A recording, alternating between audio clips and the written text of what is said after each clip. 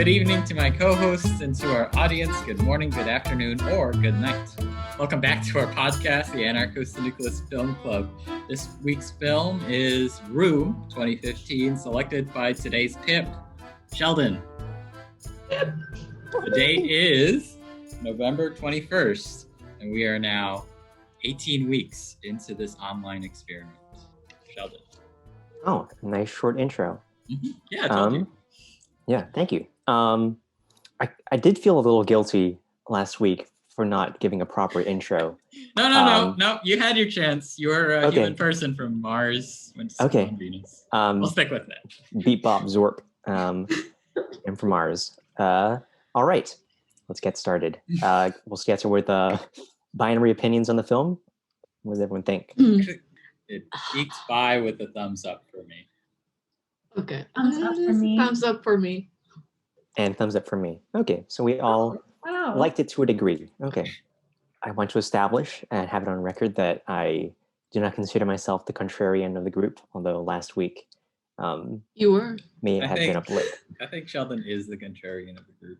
Okay. I think we should establish that very clearly right from the get-go. Yeah, Sheldon, you can be the filmmaker. Well, I hated this film, I guess. You've forced my hand. But let's get started. I guess we can start with a general question. What did everyone like about the film? What worked for you? Anything particular that really stood out for you? I think we kind of talked about this in the past movie, Beautiful Mind, is basically letting the audience show a certain perspective. I think Beautiful Mind failed there, but in Room, it was able to establish that we were experiencing Room through the child's, Jack's mind, which was interesting, because you could easily let it through Brie Larson's Ma's perspective, but that doesn't really give you a new outlook in the experience, because Ma has lived in the outside world before she entered Room, but Jack has known nothing but Room. So his experience and his acceptance of the world that he grew up in and the world outside of that world and how he experienced it is very different, and I guess gives a fresh / different outlook of, and I guess appreciation of what we have at our disposal. So I think it was this movie does a very good job and did the right thing of telling it through the kid's point of view. I don't know if the book actually did that, but the movie was able to establish through the shots and like the closet shot from the closet. We never really see Nick full on until Jack really goes out and sees Nick full on. Yeah. So, and when he left, when they were in the hospital, and when he first experienced be at the back of the pickup truck, so we experienced his point of view, and I think the movie just did a good job of showing that, portraying it. I agree.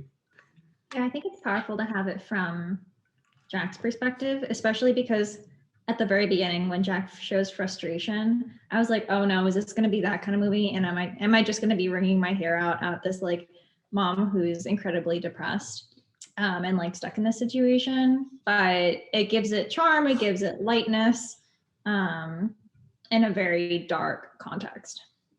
Yeah, I think just like a bigger picture thought, what I liked was how it kind of takes this concept of what if a child is born in captivity in a situation like this, and takes that concept and fleshes it out with all the dark details that it includes. It touches on all the aspects, of growing up in a situation like that, of raising a child in a situation like that, and everything that happens after you make it out. So I did like how they had that perspective for Jack, and how they kind of let us kind of get through that experience through his eyes. Do you have any more thoughts, Christian? I want to agree, but He's in gonna my be mind, contrarian. in my mind, I agree, but in my gut, In your there's heart. something about the film that made me want it to end when they escaped. But from like a analytical perspective, that all makes sense and it all works very well. But I think being in the moment, I sort of kind of stopped the clock, or not stop the clock, but pause the film and checked where we are. And I noticed there was like other half of the film to get through, which sort of, I guess, makes sense. But there was something about it that rubbed me the wrong way. Yeah. No, I think that's definitely a good thing to bring up. I do have a note that, yeah, the film really is split into two halves. You have the half of them getting through the life in room, and then life outside, getting used to the real world. And did you guys think that maybe having it split like that potentially affected the takeaways the audience could have had from the film? Like, if the film was focused on just, the trauma of capture and abuse, and it ended with their escape, maybe it would just be like 90 minutes or something. Or, if the film was focused just on them recovering from that trauma. So it starts after they escape, kind of like Unbreakable Kimmy Schmidt or something, and experiencing, them getting used to, maybe not in such a comedic way, but yeah, Top tier. yeah. Would a film dedicated on one of those two circumstances have been maybe more impactful, or more focused, and maybe a better story? I think I would have preferred not to be, the Hollywood executive, but a two-part film. I don't know. Like one film Oh, you're just all trying about, to get money out of us. not necessarily, but I feel like you reach a certain, when Jack successfully escapes and gets the police and brings them back to the house, you reach a very, I don't know, very fulfilling climax that sort of drags through. And I think it would have been maybe better sort of end the story there and then release the second film. Not choosing between one or the other, but having both, but having different spaces for them. So like almost 2 episodes to one Sort of. series. Yeah. I don't know. I guess it makes sense, but I think there was a point when I was watching it, I said to myself, oh my gosh, I hope it's not only these two people in the room and that's all I'm watching. I think that's the only reason why I don't want it in 2 separate movies. I guess it's just a personal preference that I kind of want to see a little more than a 10 by 10 space with 2 people in it. It's just not enough of a movie for me, but that I could see how that is more than enough for someone else. Yeah, I'm in the same camp as Zara, where like, if that was the context of the entire movie, or if it was just the first half, that's not a movie I would watch or like enjoy, or I would have rated it poorly just on that first half if it had ended there. I think maybe also because sometimes I'm listening to podcasts where they cover like funny news. This isn't funny, but like eventful news, or like crime reportings and that kind of stuff. And so to me, the first half still plays that same tale. Sure, it has nuance in that we see Jack's perspective, but I would have just felt so intensely surrounded by the trauma that it would have felt like a caricature, like a movie is normally supposed to feel. Whereas this feels like, because it forces you to watch both halves in equal proportion, that it is about telling like, hey, it's not sunshine and rainbows. Oh my God, it's not just the journey to escape. Like, there's so much complexity beyond their initial struggle. Like, there is struggle outside in the world too. And it's not trying to make a comparison like these two struggles are equal. It's just truly, what is this experience like for somebody? Because their life does continue on and is going to exist much more outside once they escape, if they can escape, right? So I appreciate that Like I focused way more on the second half than the first half. Yeah, definitely. We compare this to like a fairy tale, where I don't know if you can compare it to a fairy tale, but you take the concept of a fairy tale ending for a movie, the happily ever after.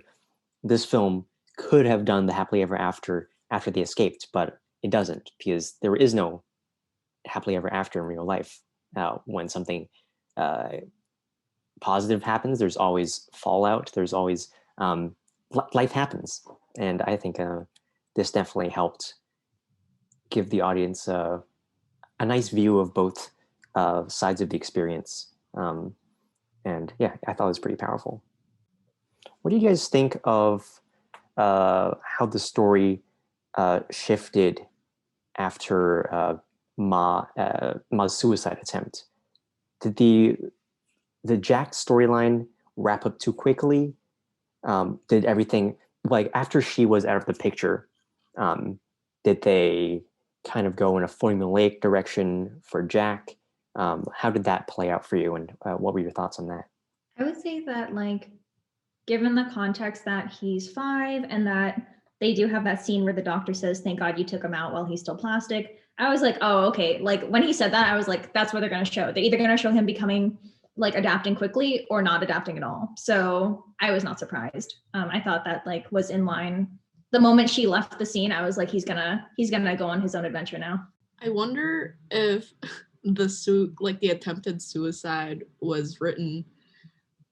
Is this based off a true story or but I wonder if it was written to give Jack's character some room to grow on his own, because he grew up with 24/7 with his mom. So it's almost like, it's really bad to say this, but there's some part of him that is being held back by being around his mom all the time.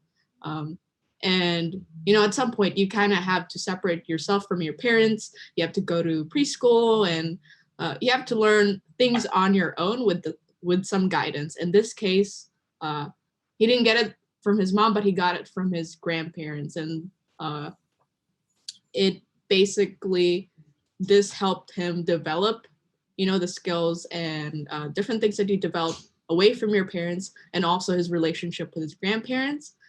Do you think that the suicide was written intentionally to give that some character growth for Jack? I think it definitely helped,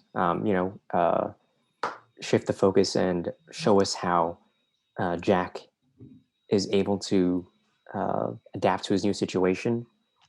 I think, people always talk about how children, especially children of that age, are able to get through situations like that because, they're still malleable, they're still learning about their environment. So maybe nothing's really been entrenched in them yet in terms of expectations of the world. So yeah, I think it worked out. It worked out as a viewer. Maybe it wasn't the most pleasant thing to happen to Ma or the family, but I think all in all, it did help to focus on Jack and show us compare how Jack and Ma were adapting to the world, and just kind of give us a positive view of how children adapt to their situations. Yeah, I think maybe if it was intended to have more of an emphasis on like Ma's development or like her own self-questioning when leaving the world, because like it shows her going through her depression, it shows her rehashing old memories and that kind of stuff. But I don't know, the suicide attempt feels kind of rushed in some way. Like if this was a book, which I know it was adapted from, right? I can see there being more room to develop that. But it didn't bother me that it was short. It just reinforces that this is Jack's story and not Ma's story. Yeah, I guess that just goes back to the movie trying to establish that, hey, you're watching this through Jack's eyes. And usually we don't really, if we don't pay attention that much, we won't see everyone else's struggle. So he had his own problems, so I'm assuming he's more focused on that and adapting to his new environment rather than watching his mom. Yeah, you see moments like where she's going through the yearbook and he's like listening and participating in the conversation but doesn't really comprehend. He just knows that like something bad is happening. He's like, oh, I'm not gonna bother her. But we get that sense of like confusion and attempt to comprehend like a very complex person. I think I haven't read the book, but I do know that the film did kind of smooth out aspects of their relationship. I think in the book, after they escape, she's still breastfeeding him or something. There's still that connection that they have, and it causes tension in their family. And yeah, they smoothed that out. They kind of still had the family tension, but I think the film made it a bit more palatable for general audiences. Had things that they kind of maybe expected more from situations like this. Like we've seen films, we've heard stories of relationships like this where there's a reunion of some sorts and it's not going as planned. But yeah, I think decisions in the story definitely made it more palatable for general audiences. I could just see Christian nodding, but he's not saying anything, and I don't think anyone will see his reaction. So I'm saying Christian is nodding throughout. I'm nodding in agreement, but I'm also trying to play with an idea in my head. Something you said about the suicide attempt as a plot device. I want to ask then, how much of that is more path dependent than inserted into the film? Might it not be because something else happened, this is just a part of a logical sequence of events and not an artistic insertion? It's hard to tell. Because it goes back to we don't really get to explore her character as much as we do with Jack. So we don't see, like, you can never know in her head because you're watching her through Jack's eyes. So, and each person who goes through, let's say, we could plug in a different person with different personality and different experiences in the same situation, will not necessarily handle it the same way. I wouldn't know whether it's a logical sequence of events or artistic insertion. I think, yeah, she was definitely heading for a breakdown of some kind. You could see it, the way that she was reacting to her family. The suicide attempt was definitely a choice that they made. Like maybe she could, there are many different ways that she could have responded, the different ways she could have cracked. I'm saying this as someone who's not in any sense a knowledgeable, trained person in this realm. But yeah, I think it did help, as she was taken out of the picture, out of the story, from a storytelling perspective, it definitely did help focus on Jack and see the way that he got to know his grandparents and his environment. Yeah, it could be said too, if it was just a plot device, then like couldn't all of it have still accumulated without the what do you call it? The interview, right? And so I feel like that's a push towards like just seeing Ma and hearing her speak for herself for the first time. But because that's the only time that really happens in the movie, it didn't strike me particularly deeply. But otherwise, it could totally just be a plot device. I guess what another question we could, in order to answer whether this is a plot device or a logical sequence of events based on the character, is what would have happened if she didn't try to commit suicide and she would have stayed the whole time. You could say that Jack may have still been stunted, right, and been relying on his mother for longer, maybe it wouldn't have been something that would have been easily captured in the film based on a lack of time skips, right? So it does feel like a push for time, a push for pacing, even because I think maybe the book, I would be surprised if the book didn't have similar pacing, knowing that the book was written to be a screenplay. Yeah, I think one of the things, when Ma comes back from the hospital, she's fixed. It just seems like she's completely 100%. We don't really know how much time she spends there, how much time she spends in counseling and therapy, but yeah, we don't get to see her process of, confronting her demons, confronting her fears for Jack. So maybe, if she had stayed in some way, maybe, taken a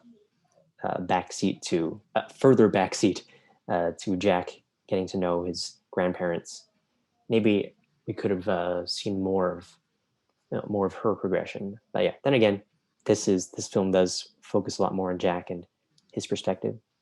And yeah, maybe it's not crucial to the story, but I think it would have helped to see how she made it back to a healthy state of mind, instead of us just seeing her on the floor and then the next we see her, she's completely fine. I think maybe that she is fine by the time she gets back from the hospital. Only insofar as, I'm a fan of moral relativism, so truth is in the eye of the beholder, and the beholder in this case is Jack.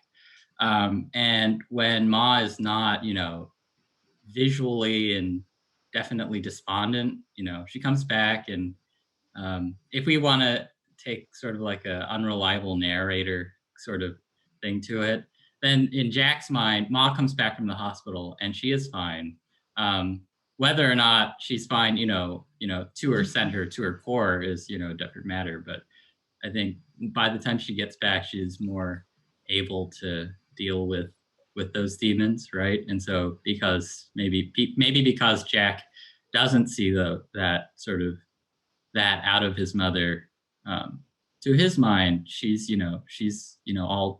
all better now. If we're assuming that the film is through Jack's eye. Yeah, I feel like that's a pretty safe. I mean, it's an assumption that one could take without being labeled as too artistic or too idealist about the movie.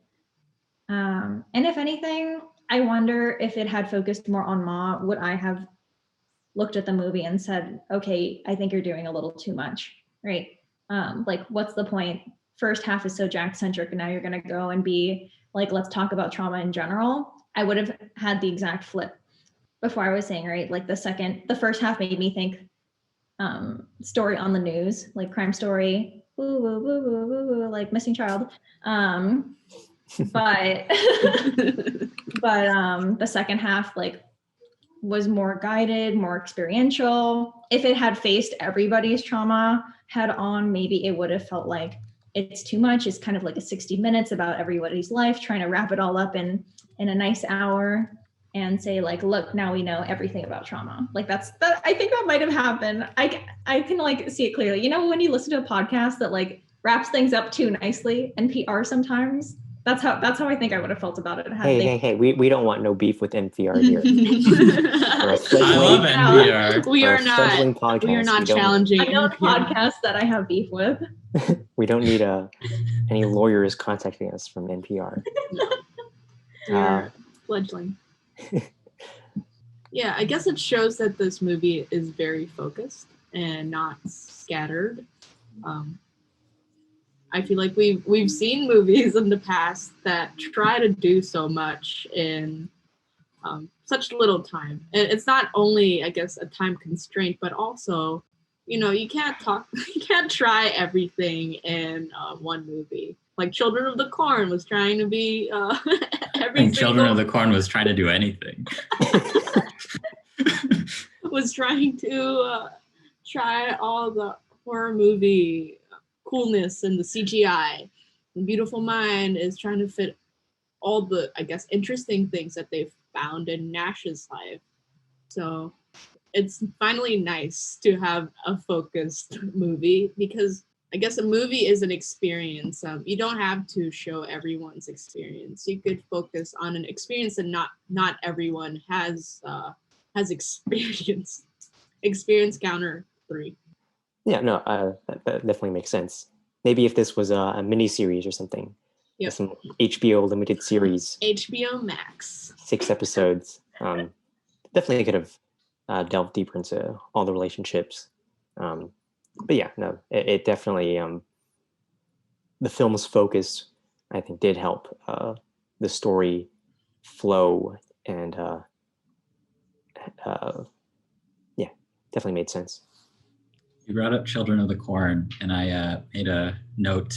I said that one scene where Jack is like standing next to Nick and Joy in bed, and Nick wakes up and then tries to touch Jack or say hi, and then Joy sort of like, don't touch him, was scarier than all of Children of the Corn.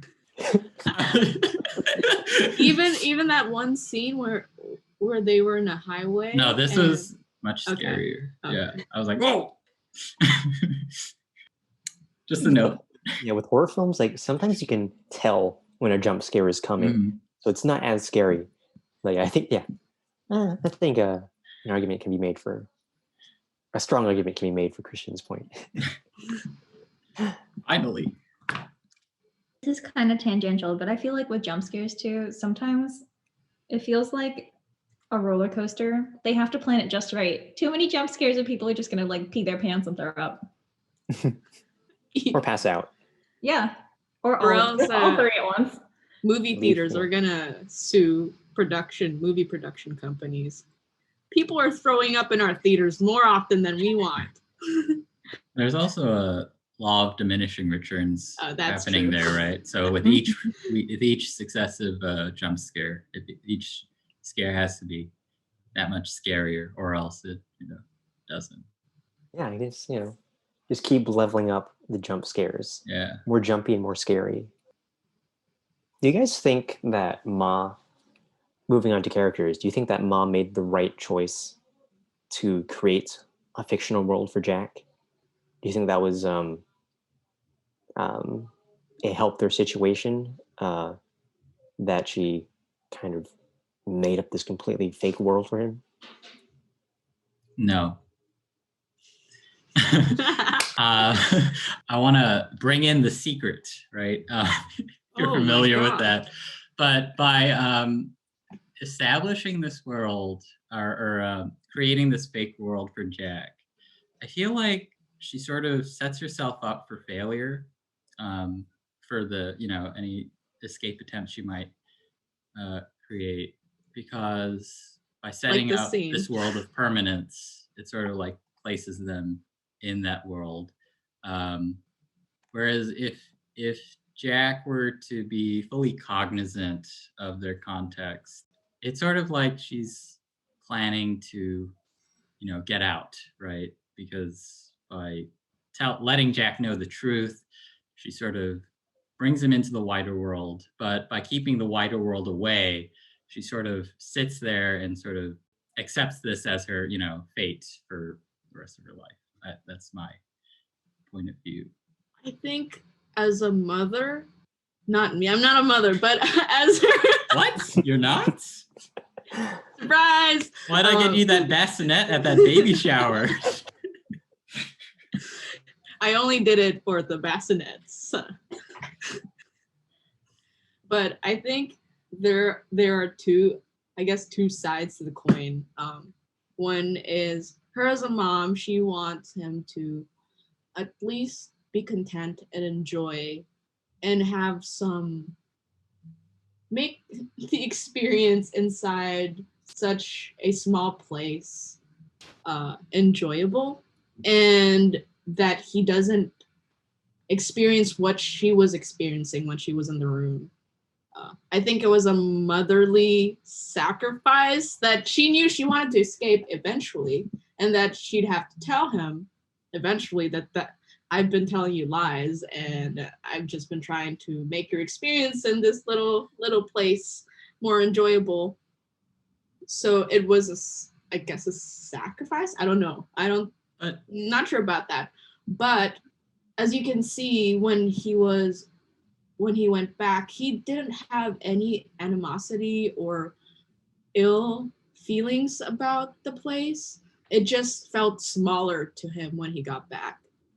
So I feel like if he had the actual knowledge of what's out there and what are the different possibilities and what great things are outside of those walls, he would have been more restless and he would have hated being in there more. I want to push back against that because Really? she only brings up the wider world when she sees an opportunity for escape. And then she becomes, really frantic and trying to, upload all this information into his hard drive, and try to teach him about, trees and dogs and birds. Whereas before, I feel like she's sort of more content, or not content. She's not content. I'm not going to say that. She's like, but she's sort of 10 more, by 10. Yeah, she's more accepting. I feel she sort of comes to accept that. I feel that this is, where they're going to be for the foreseeable future.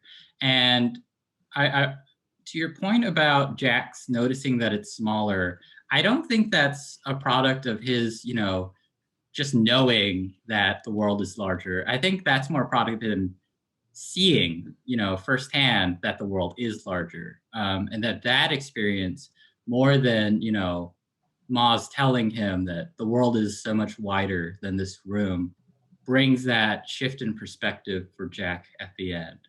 And then I also want to bring in this prematurely, in that this is Ma is sort of like exhibiting false consciousness here, and saying, look, this is all there is. There's nothing else. This is how the bourgeoisie gets you. This is because they play on your motherly instincts. I knew he was gonna do. They play on your motherly instincts to get you to be, more comfortable in this 10 by 10 space. But the first 2 points, I think, are what I'm more, So do you think that when Ma was telling Jack this smaller world, was it also her trying to come to terms with her possible fate forever? That she's also convincing herself that, hey, this is all we have. This is how it is. And only like whenever she says the real world, when she uploads the real information to his hard drive, is when she really wants to escape, and she has that little hope. But for the most part, for the last 7 years, is that do you think she has been planning this, or it's just like sometimes she feels like, okay, maybe I could do it, then let's escape. But for the most part, do you think she's just she has come to terms with her fate, that she would be staying in that 10 by 10 space forever, and that's why she's trying to make her son feel the same, and whatever she's telling her son is what she's trying to tell herself? It's more of a reflection of what she's trying to accept rather than what she's trying to make him accept. I think, the film definitely doesn't show us her experience in the first couple years of her being there. She does tell Jack that she did try to escape, but old Nick was too spry and able to get away from her. Spry, I don't know. But she wasn't. She was unsuccessful in escaping. So we really don't know how much she did try to escape. By the time we see her, by the time we meet her, she is accepting of her situation in the way that, she's just been broken. All she has, she is getting enough to get by from Nick, where she doesn't have to fear for her life. She just knows that it's a very unpleasant situation, but she just has given up hope on trying to leave. And it's only when Nick says that he's been laid off and that he's not going to be able to support them, and he turns off their heat and stuff, that she maybe like a new spark is ignited, and she sees there's a new desperation in her need to get out of the room, because she now fears for her own life and for Jack's life in a real way. So that probably, I think that sparks sparks her action, whereas before she was just, there was nothing she saw. She didn't see a way out of that situation, and so she was just trying to make it work, just putting bandages on the wound and letting it slowly fester, but not thinking about it. I'm going to stop that analogy. Festering wounds. I'd like to backtrack. Not to counter my original point, but maybe to find a way to synthesize these 2 points. I'm sure it's not one or the other. I think in some yeah, exactly. I mean, in some regards, I understand that sort of desire to couch your child's life from the unpleasantries. But I am also so I think there's room for both interpretations here. Yeah, I was gonna say, I don't see why it can't be both. Why someone who's in, it's like saying someone who's in prison is just like, oh, whatever, now that the door is closed, I'm here forever. I'm sure people oscillate and they show a slightly simplistic view because it's from a child's perspective. I don't think that negates any of the fact that Ma probably is going through stuff all the time, and they show that she has depressive moments where she can't do anything. That's enough reason to say, even if she has the passion, she clearly has the passion, she has the wit to come up with a plan, but maybe sometimes she doesn't have the willpower or the nutrition, the physical energy to do so. There's lots of explanations for the behavior we see in the movie. She does lose an entire tooth. Yeah, that's gonna hurt so much. Oh, when it happened. Imagine putting that tooth in someone's mouth. Yes, imagine. That was nasty. That was gnarly, dude. Oh, another nasty part was when she was putting some vomit on his pillow. Yeah. So he looked like he was actually sick. Yeah. Genius. It was pretty smart. I mean, it didn't work out. All for naught. It was. It did work out because it was. Yeah. It was really a two-part plan. Yeah, I suppose. Well, not at that moment. No, I don't think at the moment. But she adapted pretty well. Okay, he's dead now. Why are you rubbing this on me? Because wait for tomorrow. It'll all work out. This plan is going to fail. Remember, Jack, this is a life lesson. If at first you don't succeed. That was gross. There's a lot of stuff on that pillow. You probably don't wash it either. It hasn't been changed in 7 years. Well, they wash it. They have a washer. Yeah, they have okay. Clothesline. Right. Oh. They have everything they need. They wash it in their bath water. Is there anything else about characters before we move on to the acting? William H. Macy's character. I want to talk about him. He's I sort of understand where he's coming from. It's sort of like who weird. Sorry? Is this Leo or is this? No, the biological father, not the stepfather. Oh. Yeah. Yeah, this is Ma's dad. Yeah. William H. Macy is Ma's pa. Yeah. Macy is sort of hesitant or reluctant. Well, not reluctant because he doesn't give in, but he does not want to accept the fact that Jack is his grandson. I want to simmer on that or talk about it. Yeah, not simmer. Give me your opening. Is he in the right or is he in the wrong for that? I think the short answer is he's in the wrong. Yeah. What grandfather would not accept their own grandchild. But then you I get into would. it, you wouldn't. I wouldn't. You wouldn't. The circumstances are intense. Yeah. Imagine like you haven't seen your kid in so many years and you've probably gone through divorce over it.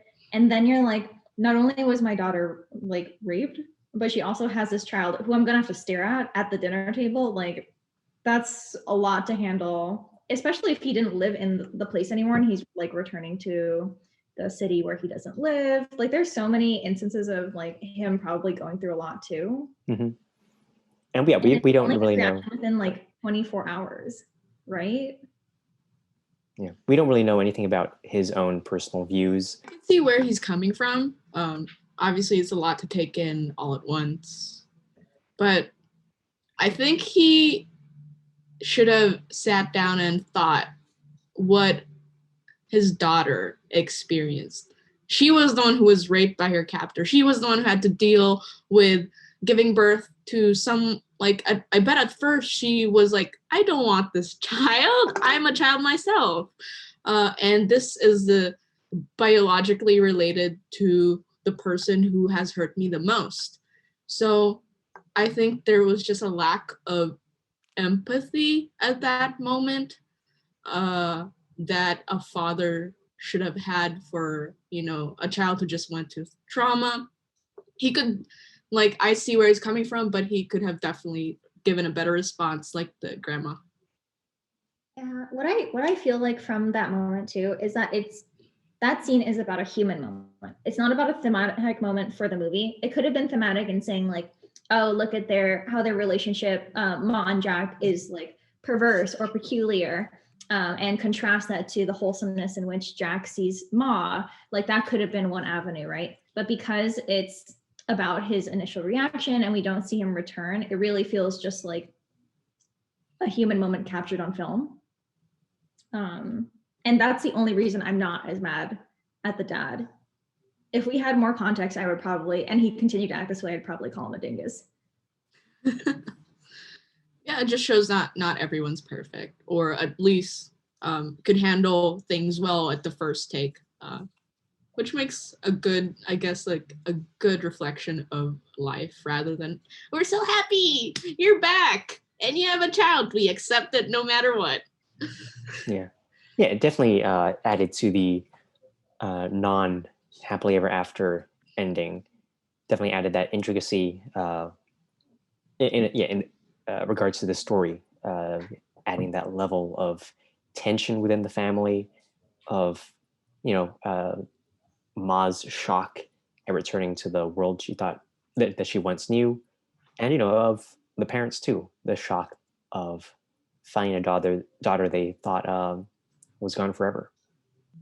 I think something that I didn't really think about, but I think might have had a big impact on Ma's experience outside is when she was reminiscing and talking about her friends, and she said something about, oh, their lives just went on while my life changed instantly. I feel like there's so much more to it, but I just like I haven't really thought about it, and I think that might have had a big impact on how she handled the whole experience post room. Yeah, she shows more resentment at her parents divorcing than I expected, and more resentment at like the state of the world when she leaves. There's a little bit that might suggest that she had her own ideation and like her dreams of escaping to the real world and like slight disappointment, but it's hard to say. She's going through so much too. Like even if things had been perfect, would she still have been upset if she really went back and there was the hammock in the backyard and ice cream? Would there have been other things that unsettled her about returning to the world? I don't know. I'm sure part of it was she had gone through this traumatic experience and felt that nobody understood her, which I think she did vocalize. And I'm sure there was not interacting with someone for several years, and you hold a certain image of them in your mind, and now that she's back, maybe they're different and they're also treating you differently because to them she is also different. She's not the daughter they once knew, and maybe there's some sort of she's feeling that they're pitying her or something. There's not the same type of relationship that they had. So I think, yeah, that resentment definitely makes sense. Yeah, you see in the TV interview where she's being pressured by the interviewer to discuss these very inappropriate conversation topics, that, you know, she's she understands that nobody else understands. She understands that nobody else understands. Poor sentence aside. She feels separate from the world. She doesn't. She knows that people are seeing her as a story piece, that they're not treating her the same way that they would treat just a regular person. Is she not separate from the rest of the world? Oh, she is, but she, there is that resentment that, you don't want to be treated. She's not like everyone else anymore. Mm-hmm. I mean, I think it makes sense. Yeah, I agree. But she's been forced into isolation, and so mentally she is sort of stuck back in whenever 7 years ago was, right? And everyone else has moved on with their lives. But she's sort of like a time machine, but the worst kind of time machine. She comes out, who's president now? Right. Oh my gosh. Oh my, 2015. It was Obama.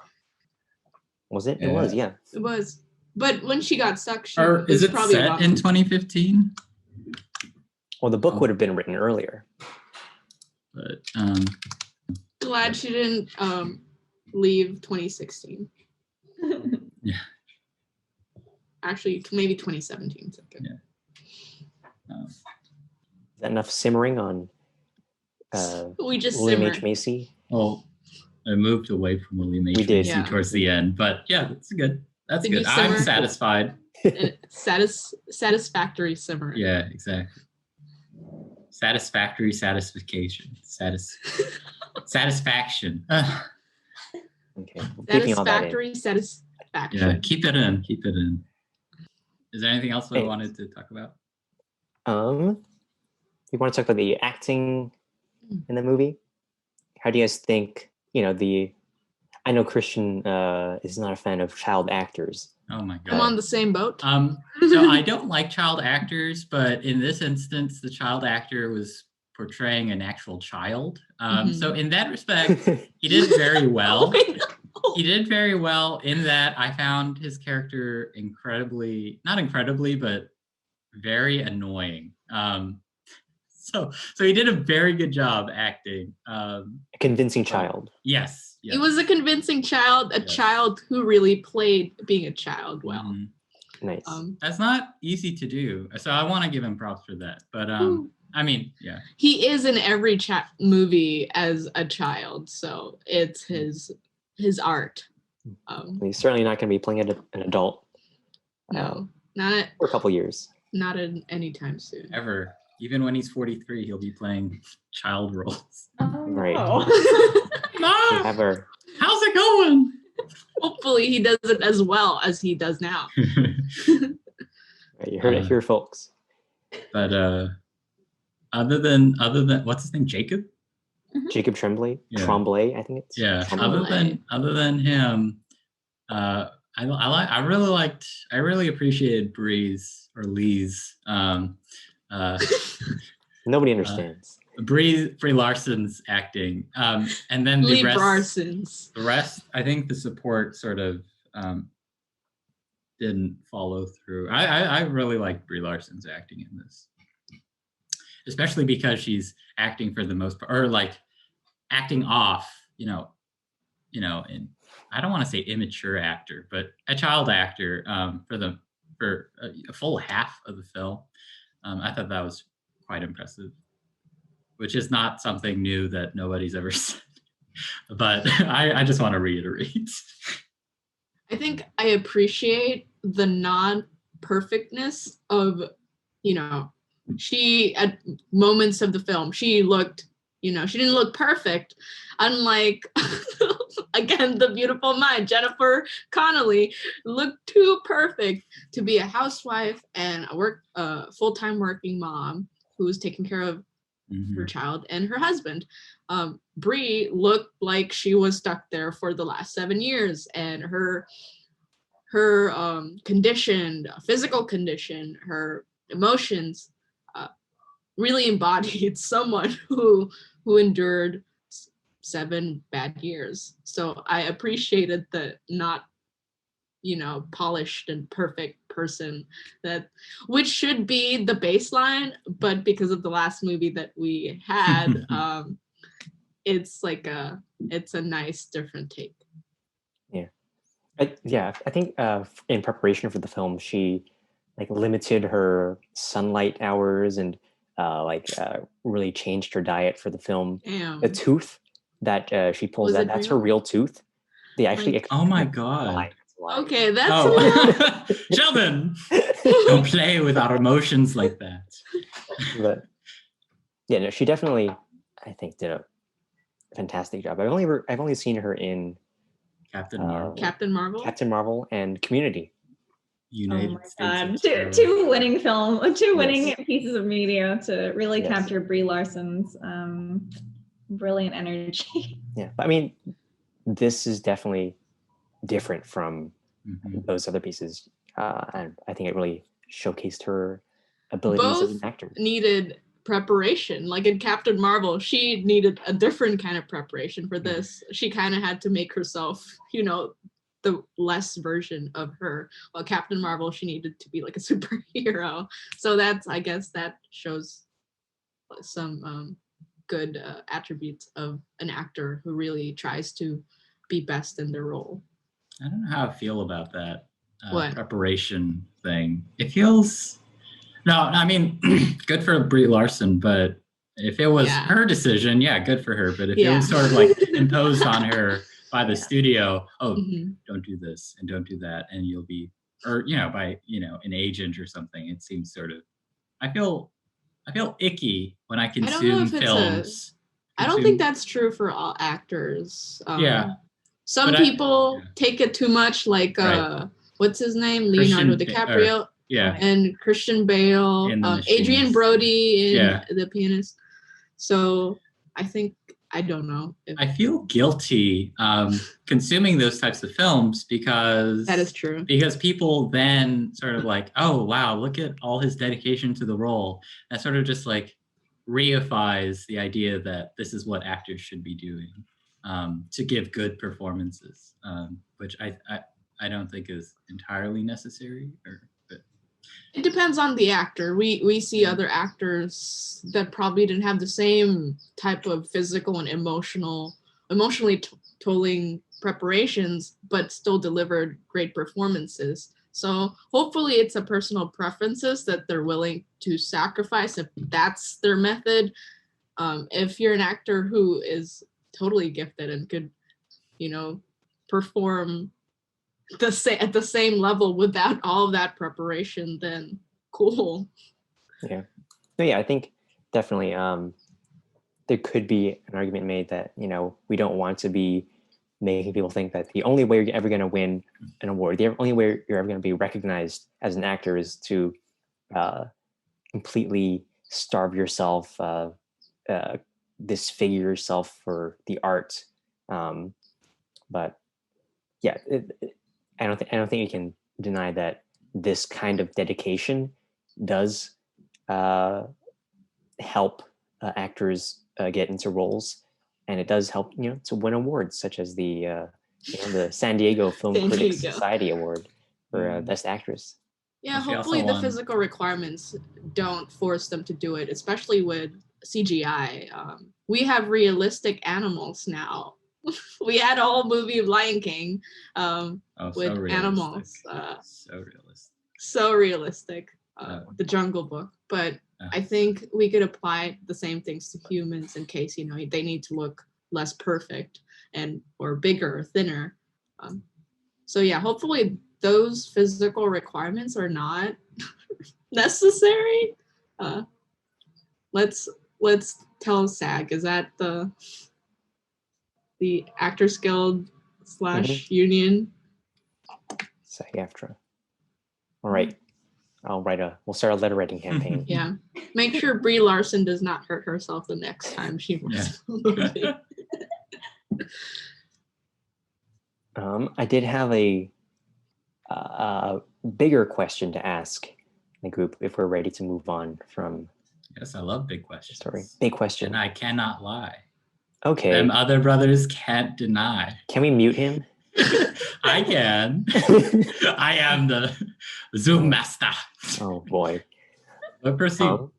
Do you guys think that the film in any way exploited the sentimentality of this storyline of their transition from being captured and abused in this room and their relative ease of adapting back into society? Did it sentimentalize that, or did it trivialize their trauma to make the viewer feel good about feeling things? Or do you think it was an acceptable compromise to allow viewers to exercise feeling empathy for others? I have a couple quotes here. Let me just read them from either side. These are I read a short paper on this. A short paper. Wow. How do you define short? It was like 4 pages. Oh, okay. That is not short. That's short. Oh, that's very short. I don't read. Short paper for me is like 25 pages. Oh, This that's is too long. inordinate. My short paper is a page long. I believe this paper was written by Mhm. Eileen Culotti. Oh, I know from Eileen. Lot. from Dublin City University, Ireland. Mhm. If anyone wants to look it up. But she starts her essay with a couple quotes. In The Unbearable Lightness of Being, Lancanera writes that sentimentality or kitsch causes 2 tears to flow in quick succession. The first tear says, "How nice to see children running on the grass." The second tear says, "How nice to be moved together with all mankind by children running on the grass." This film can be captured by Oscar Wilde's quote where he says, it's like the luxury of having an emotion without paying for it. Does Room kind of offer us the luxury of having this, difficult film without, having the emotional strain? Does it kind of, exploit their situation at the so that it gives us a feeling where we think to ourselves, "Wow, we just went through all that with them. We feel things now. We're good people."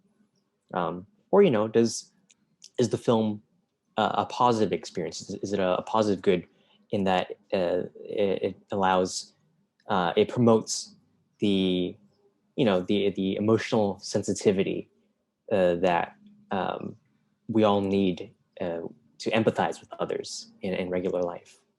I have a very quick and easy answer, but I'll let everyone else go first. I personally didn't feel good. I didn't feel good after watching this movie, so that's one take. I don't know. I'm not sure how to feel in that regard. Like, I'll reiterate what I said before in that I don't watch when watching this film, I didn't perceive many of the scenes to be pushing the themes over the actual experiences. And thinking of it as experiential to me means that it's acting as a mirror. Like I'm there looking in and like feeling their pain, but I don't feel responsible for what's happening. I don't think that's irresponsible. I think it's the filmmaker trying to capture that in a live moment. Like these are not things that we could have perceived otherwise. In the Oscar Wilde quote, Oscar Wilde is talking about even the joy of seeing children doing anything really, like doing something delightful, enjoying life as they are.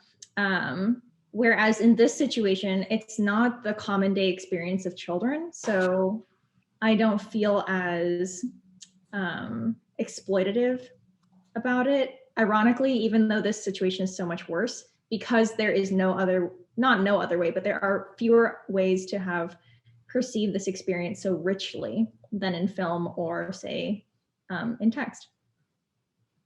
Christian has a short answer he wants to tell us. Well, not short, but easy. Okay. Easy. That, okay. It came answer. like immediately to me. Okay. But, yeah. Did you have something, Sarah? Or no, I did not. Okay. So in my first year at grad school, one of the people in my cohort said something that has really stuck with me, and is to this day one of my favorite, quips about capitalism, which is that there's no moral consumption in capitalism. And so this film isn't based on somebody's true experience. And so in one respect, you could argue that it's better in that it doesn't exploit, a person's real lived experience going through that kind of trauma for, mass consumption. But on the other hand, it's sort of an exercise in, creating this, because it's not based on something that happened, it's you're dealing with abstractions and then reifying making real those abstractions. So you're sort of creating a scenario for people to consume, creating that scenario ultimately to make the studio, a lot of money. And whether or not they're intending to, share this experience and to sensitize, the masses to, these sorts of experiences, I think is only secondary to the studio's profit motive, which sort of, so I'd like to fall back on that. There's no moral consumption in capitalism, and this film was made in a capitalistic mode, and so there's no, I don't think, real excusing it from, Oscar Wilde's fancies or the other, I forget what the other person's name was, but that's my opinion.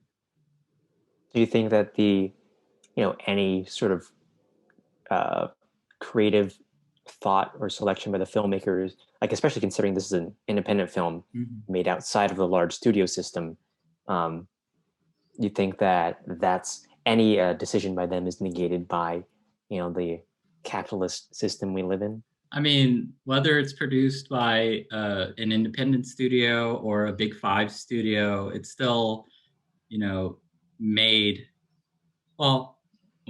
maybe not I mean, the profit motive might not be as central, but there's still something there. I mean, I'm not sure how independent studios work, but if I were running something, I wouldn't make something just for the sake of making a film, right? I expect at least a few returns, which is my criticism. Yeah, and that definitely applies to any film we watch. I would say, I agree. That's a quote that is on the internet a lot. So definitely vibe and understand. I think so. The way that we have dissected that question so far, Sheldon, seems to be from both the external, how does the movie exist in the world that we exist in, right? Capitalism, the actors and everything. And in general, movies are going to take advantage of the workers that produce them and that kind of stuff for capital gain, but also can take advantage of us from an emotional perspective in guiding a very short storyline. So I think all movies could be interpreted in both directions to just varying degrees. And this one is particularly ambiguous for me because independent film and because of the experiential nature that I got out of it. I guess that just makes it sad, right? Let's say you're an up-and-coming writer and you're trying to make it and you want to share your work. So you write a screenplay and you get a studio to make it. There could be an argument that in the end, it's not the screenplay. The screenplay is not going to stay intact as you wanted it to be. It's a lot of different factors, the studio and the profitability of your story is gonna impact the final product. I just find that kind of sad. Unless you produce it on your own, which is more difficult to share. The path of least resistance here is, total revolution. You got to upend the system from the roots. Least resistance is resistance. Yeah, exactly. Well, not resistance, because in resistance, you're leaving the thing to be resisted. It's like total uprooting. Okay. Yeah. I would push back on that and say that you don't need to uproot the system for all modes of art currently, but take for example producing your own music. If all the costs that you get from capitalism in producing your own music go back to you, the artist, and you didn't exploit anyone for the work that you value at the cost you got, then technically it's not as amoral as say filmmaking. But I think what Zara hit on is that capitalism will affect the message of the movie. So no matter how much the integrity of your work is always going to be compromised. Yeah, for sure. At least for mass-produced, unless you have some benevolent studio who's just giving out money. No such thing.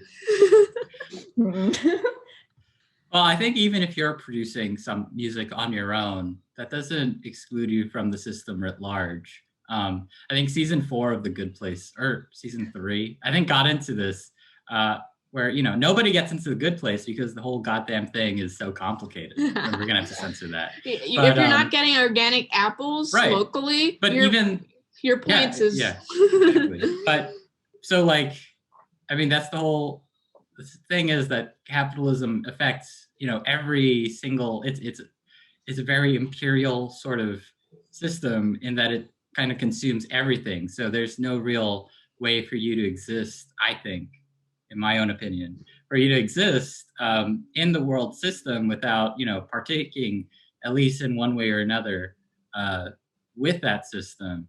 And if that's the case, then you can't leave, some germ of it. Yeah. I mean, if you're saying as we do at the beginning of the podcast, binary opinions, then yes, 100% everyone it's going to be amoral. Yeah. Well, I guess we're not going to The Good Place. That sucks. It's okay. We're all going together. We can hang out in the bad place as friends. Hopefully they fixed the point system already. We're actually in season 4 is the last season? The last. We're season 4 in actuality. Did you have an answer for that question, Sheldon? The answer is that yep, that's it. That was my answer. Okay. Nice. No, I think it's definitely something to keep in mind. And I think you guys brought up a lot of good points that, we do have to consider the environment in which all this content is created. But I think we just take this film as itself, as a story. I think it does a good job with not really trivializing any of the trauma, because it is presented as from Jack's perspective, and that focus helps the story impart its message and impart the effects it has on the audience, and just kind of fleshing out this concept and giving us a good experience. Yeah, I feel like if we keep thinking about all of the external forces that came into that impacted this movie while we watched it, and not after. After is fine, you could do whatever. But I feel like watching a movie is best to watch ignorantly, as an try not to think of, I guess, to digest a whole movie. Try not to think of what came before it. Just experiencing it as is will probably help the experience. Thinking of everything else just makes your mind a little more muddy and cloudy and sad. And this is why Christian is the Chidi Anagonye of the movie. Yeah, he is the Chidi. I'll accept that. I don't know who you'd be. You'd be Jason. But who are you talking? Are you talking to me? Sheldon. Okay. I don't know. I'm not. I'd be falling into what do you call it? Is Sheldon That'd Jason? be, purely gender based, I guess. But no, Zara would be closer to Jason because I probably in this group I am closest to Jason. No, I mean racially. Racially, I am closest to Jason, but I am not from Florida. No, you're not. Yeah, I was. So I wanna. I feel I understand, and part of my scoring system is based on the idea that you take the film as it is and you try to push everything out. But I think that sort of is. I have this problem with historical research, and it sent me down sort of an existential spiral in my theory class. But I mean, trying to do that or thinking that you're doing that is full of folly, because you can't really, experience something as like a 0-year-old, because you are full of these sorts of experience, full of 23 years of experience that you can't sort of like push out of your head as hard as you try. That said, I mean, that's true, but there is also a difference between, just going in as you with an empty head versus, thinking of every single item, every single thing that might have, like, for example, if you saw 21st Century Fox as the first part of the movie, that movie, and how let's say they abuse their actors, blah, blah, blah, blah, and then you might end up... thinking about that while watching this movie. There is a middle ground here. Yeah, there is a middle ground. I mean, yeah. So to our listeners and to my co-hosts, I mean, yeah. So everything I say sort of falls into sort of like a moral extremism, in that I sort of have a tendency to kind of like push things to their logical ends. So it's not logical ends as in everything else is illogical, but that I sort of like am not happy sort of stopping in the middle. I have to like continue the thought and see where else it leads. And in my mind, more often than not, that is sort of like a need to, like uproot everything. But I mean, I understand like empirically or, like realistically, that's not the case. And you sort of have to like deal with things as they are. But yeah, that's just what I'm bringing to the table is ideological extremism. Hey man, ignorance is bliss. Yeah, pretty much. I just wish I were more ignorant. makes life life so much better and enjoyable. But anyways, that's all the discussion point. Yeah, that's all the discussion points I have for this film. I have one point. It was about the music. There's which you did bring up, which I was kind of shocked about. There's one track I listened to.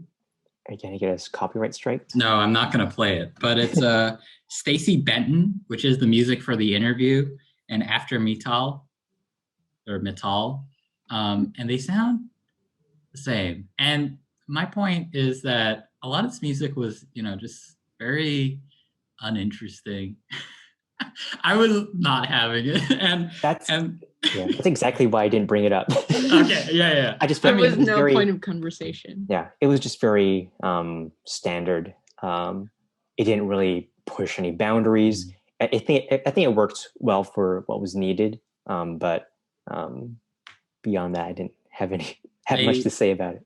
They put in the Mighty Rio Grande by This Will Destroy You, which is sort of in my mind's eye the typical sad song, and I've by this point sort of grown tired of it. If you can listen to it on your own, but I can't reproduce it vocally right now, but it's sort of like very recognizable sort of sound. And at this point, after all its iterations in TV and film, it's sort of gotten blasé or passé, and the standard sad movie sound texture. It very much bugged me when I listened to it. I was like, oh.